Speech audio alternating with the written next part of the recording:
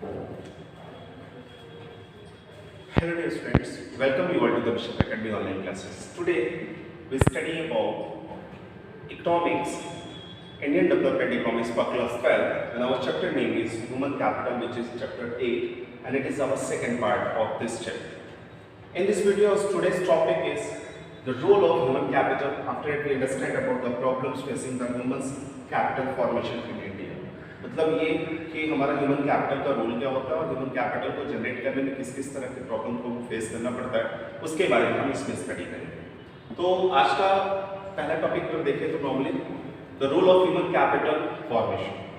Human capital की formation में क्या रोल है? Human capital formation economic and economic growth की अगर बात करते हैं तो नॉर्मली आता है the following observation highlighted of how the human capital formation contributes to the process of growth and development.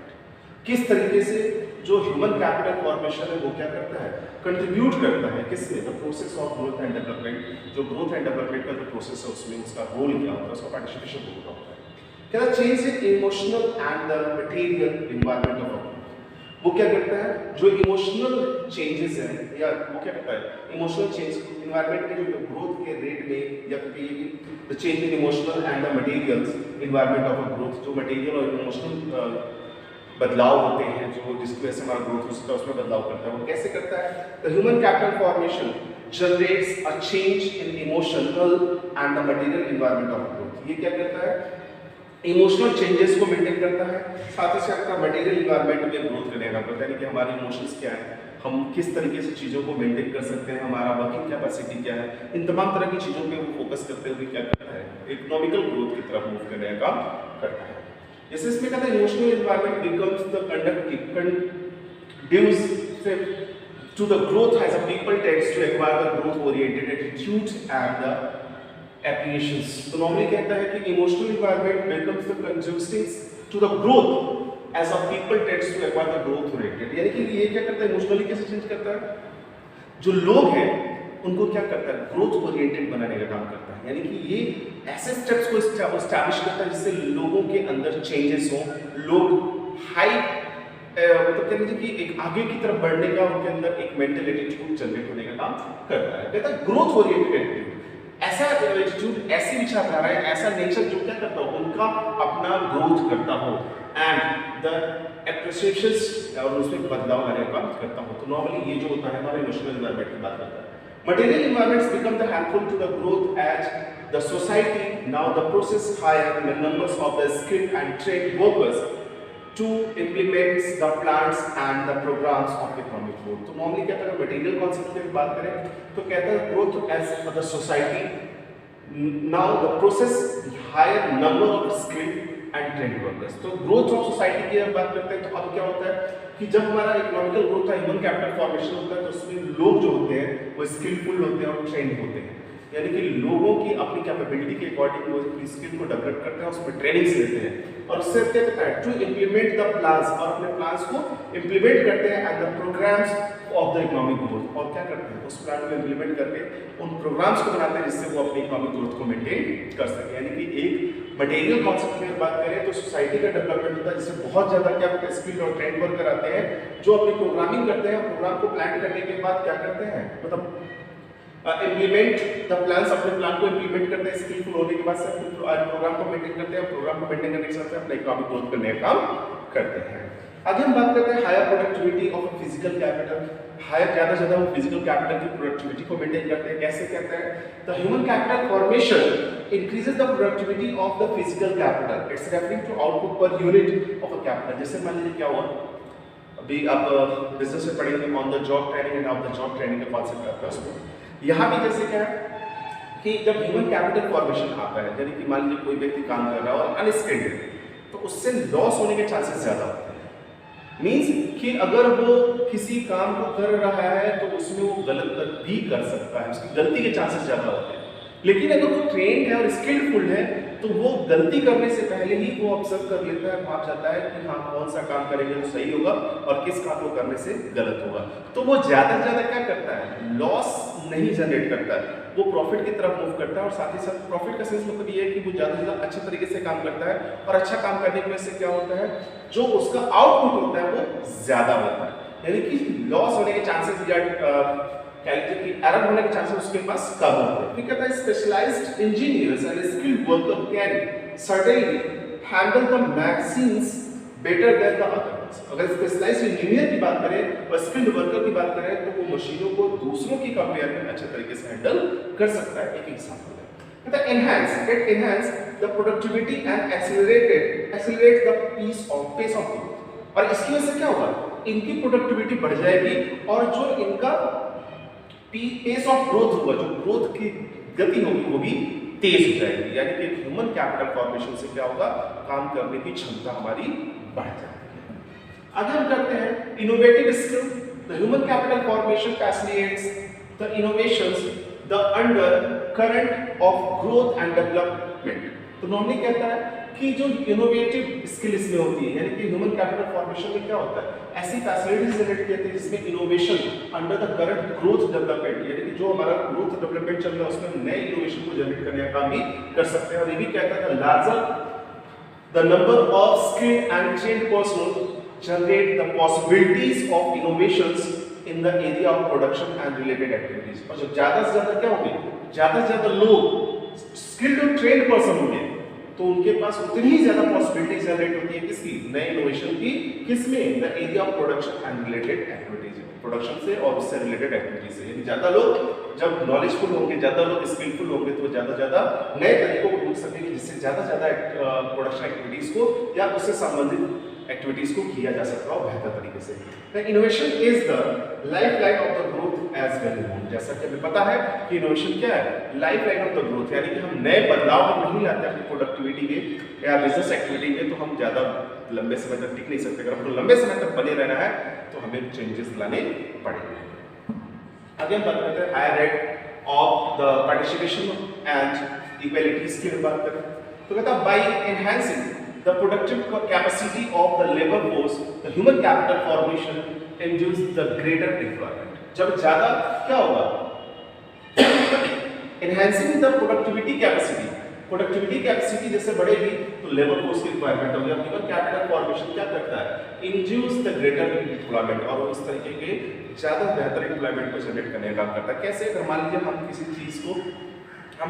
चीज को प्रोड्यूस करने का काम कर रहे हैं तो प्रोडक्शन होने की सिचुएशन में क्या होता है, नॉर्मली हर व्यक्ति चाहता है या हर प्रोड्यूसर चाहता है कि उसका कम से कम वेस्टेज हो। और जब ज्यादा लोग क्या होंगे, ट्रेंड होंगे, ट्रेंड लोगों को अगर वो हायर करता है तो वो क्या करते हैं, उसके वेस्टेज को कम करते हैं और अच्छी प्रोडक्टिविटी को मेंटेन करने का काम करते हैं। तो वहां पे क्या करता है, वो ग्रेटर एम्प्लॉयमेंट अपॉर्चुनिटीज को भी जनरेट करने का काम करता है अगर स्किलफुल है। मतलब कोई बंदा जो वर्कर है अगर वो स्किलफुल है तो उसके पास बहुत सारे ऑप्शन होते हैं किसके लिए, एम्प्लॉयमेंट के लिए। ठीक है, तो this increases the rate of participation. इसमें क्या होता है, कहता है कि ये पार्टिसिपेशन का जो रेट होता है उसको इंक्रीज करने का काम करता है। यानी ज्यादा से लोग काम करते हैं, इसको कैसे कहते हैं, percentage of a labour force participating the process of the production. ज्यादातर क्या होता है, ज्यादातर लोग क्या होता है, इंगेज होते हैं प्रोडक्शन। जो प्रोडक्शन प्रोसेस होता है उसमें लेबर फोर्स क्या होता है, ज्यादा से ज्यादा पार्टिसिपेट करता है। For the simplify the percentage of employment of the existing labour force. और या फिर क्या कहता है, जो हमारे पास अवेलेबल लेबर फोर्स होता है उसमें क्या कहता है, परसेंटेज ऑफ एम्प्लॉयमेंट को एग्जिस्ट करने का जाता है, यानी कि उसमें डिस्ट्रीब्यूट कर दिया जाता है जैसा हमारे पास लोग स्किलफुल होते हैं। The higher rate of the participation, greater is the degree of economic and the social equalities in the society।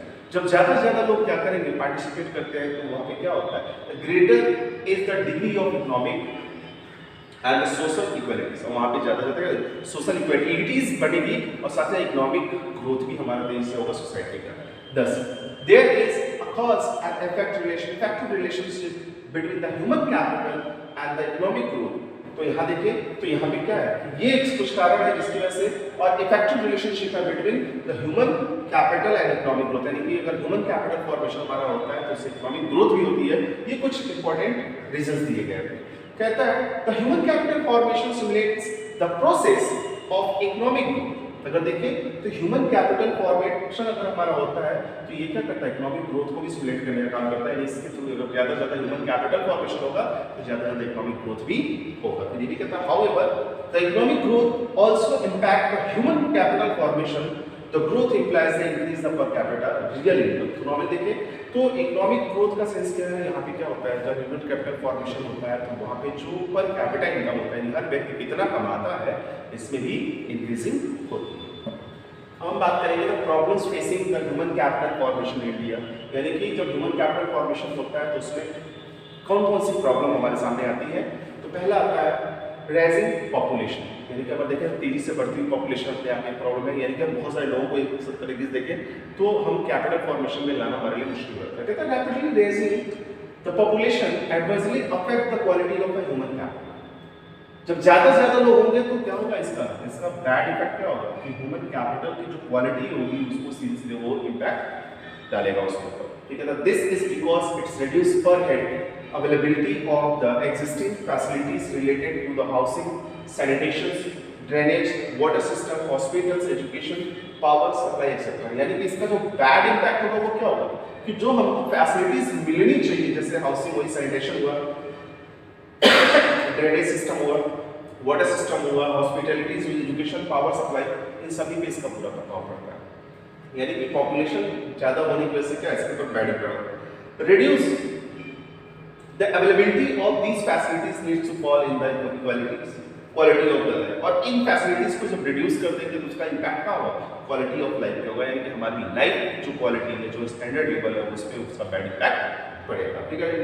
In terms this leads to the fall in the capacity to acquire the specialised skill and knowledge, और इसका bad impact क्या होगा, ज्यादा लोग होंगे तो जो required skill होनी चाहिए, जो नॉलेज होनी चाहिए, उसके ऊपर भी बैड इम्पैक्ट, वो भी क्या होगी, कम होगी, वो ज्यादा अच्छे तरीके से नहीं दे सकती है। ब्रेन ड्रेन की बात कर रहे हैं तो इस टॉपिक को याद रखिएगा, बहुत इंपॉर्टेंट टॉपिक है। नॉर्मली कहता है migration of a person born education and trained in India to the developed countries is a serious threat to the process of a human capital formation in the country। जब देखिए तो हमारे यहाँ जो लोग ब्रेन ड्रेन की situation यहाँ पे है, कैसे कि हमारे जो बहुत अच्छे किस्म के लोग हैं, जो बहुत अच्छी स्किल रखने वाले हैं, जिनके पास अच्छी नॉलेज है, वो इंडिया में कहाँ रहते हैं, वो तो निकल जाते हैं फॉरेन में।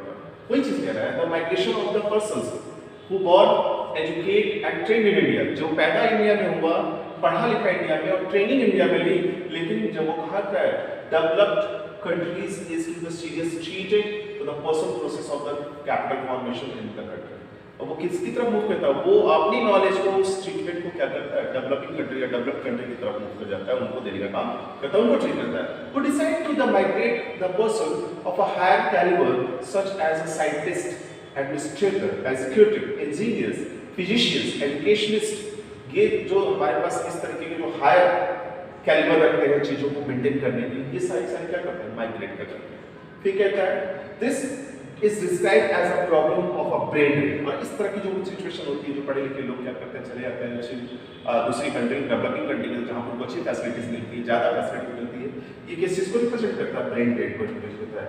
This slow down the process of the human capital formation in the domestic economy, और ये क्या करता है, हमारे अपनी डोमेस्टिक इकोनॉमी के जो कैपिटल फॉर्मेशन की स्पीड है उसको स्लो करने का काम करता है। जो कर सकते हैं वो यहाँ न करके वो सीधे बाहर की तरफ निकल जाते हैं। डिफिशिएंट मैन पावर प्लानिंग, हमारे पास मैन पावर को लेके कोई प्लानिंग नहीं है, हमारे पास मैन पावर है लेकिन हम उसको सही तरीके से यूज नहीं करते, ये भी एक बहुत बड़ा रीजन है। कहते हैं not enough effort have been made to the maintain the demand supply balance of every rising labor force in our country। तो नॉर्मली देखें तो हमारे पास जो लेबर फोर्स रेज कर रहा है उसके लिए कोई डिमांड एंड सप्लाई का कोई बैलेंस सिचुएशन मेंटेन नहीं है। हम जैसा हमारे पास लोग बढ़ रहे हैं उसके हिसाब से हम जॉब अपॉर्चुनिटीज को जनरेट नहीं कर रहे हैं। As a result India is facing an explosive problems related to the graduate unemployment, जिसका बहुत बड़ा प्रॉब्लम इंडिया क्या फेस कर रहा है कि यहाँ पे जो ग्रेजुएट लोग हैं बहुत बड़ी संख्या ऐसी है ग्रेजुएट की जो क्या है अनएम्प्लॉयड है।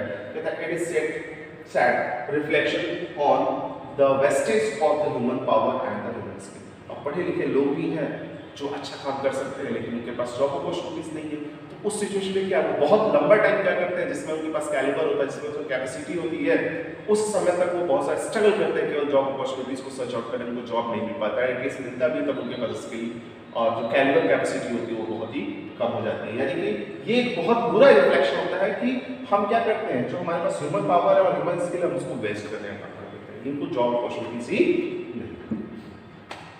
फिर कहता है insufficient on the job training in the primary sectors में जॉब ट्रेनिंग जो काम के साथ में ट्रेनिंग देती है वो हमारे पास अच्छी नहीं है।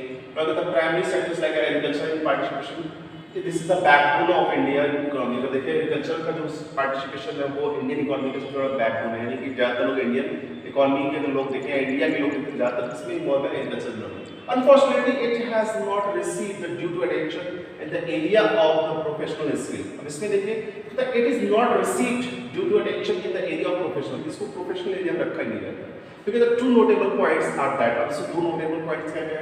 फिर कहता है the traditional wisdom predominates the primary sectors. Traditional wisdom जो पहले से सोच के चले आए उसको हम डोमिनेट करने का काम कर रहे हैं प्राइमरी सेक्टर्स को.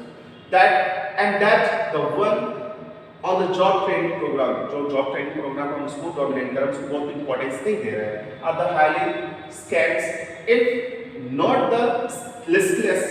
Accordingly, there is a serious deficiency of human capital formation in the primary sectors of the economy. और देखें तो इस तरीके से देखें तो प्राइमरी सेक्टर्स में जो on the job training program है वो एक बहुत ही डिफिशियंसी दिखा रहा है ह्यूमन कैपिटल फॉर्मेशन में। इसमें बहुत लोग फोकस नहीं कर, आज के टाइम में खेती बाड़ी लोग बहुत ज़्यादा नहीं करना चाहते।